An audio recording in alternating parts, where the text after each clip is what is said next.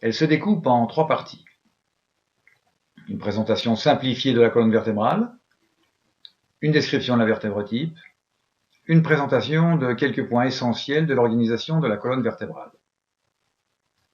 Cette vidéo aborde un problème qui concerne une grande partie de la population, un réel problème de santé publique.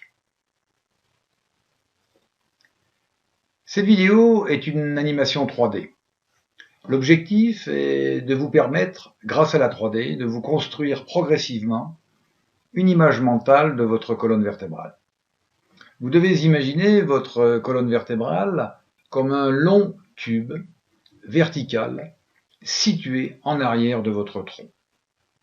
Cette colonne tube soutient le tronc et doit résister à de nombreuses contraintes.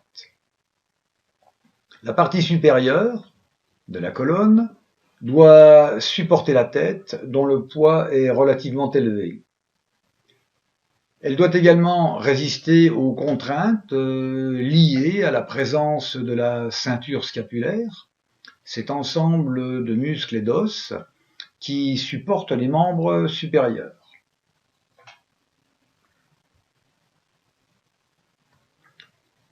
L'extrémité inférieure de la colonne fait partie du bassin. Elle est encastrée entre 2 os et fait donc partie du bassin et de la colonne vertébrale. Observons de plus près cette colonne tube. La moitié antérieure du tube est pleine. La moitié postérieure est un canal, et ce canal est appelé le canal vertébral. On l'appelle souvent le canal rachidien. La moelle épinière est située dans le canal vertébral, et la colonne vertébrale entoure donc la moelle épinière et la protège. Vous allez maintenant imaginer ce tube tranché horizontalement, de telle sorte que l'on compte 24 tranches de tube. Ces 24 tranches de tube constituent autant de vertèbres élémentaires, c'est-à-dire des vertèbres sans leur prolongement osseux que nous étudierons sur la vertèbre type. Ces 24 vertèbres sont mobiles, elles se déplacent les unes par rapport aux autres, elles constituent donc la colonne vertébrale mobile.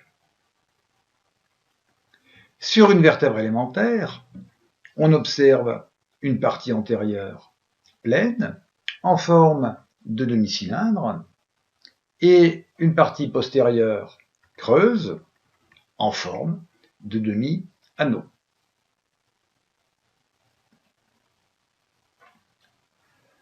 La partie inférieure du tube est beaucoup plus haute qu'une vertèbre élémentaire.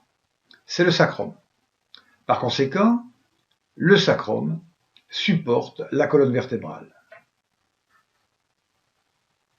Entre 2 parties pleines se trouve un disque intervertébral. On dit généralement un disque. Par convention, on représente le disque de couleur verte.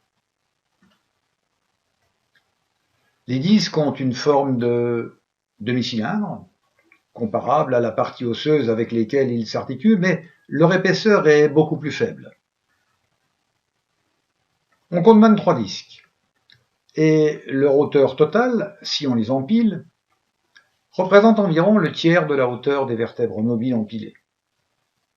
Ces disques sont déformables, élastiques, ils s'écrasent chaque fois que la colonne vertébrale supporte une charge. Les disques occupent exactement l'espace entre 2 parties pleines.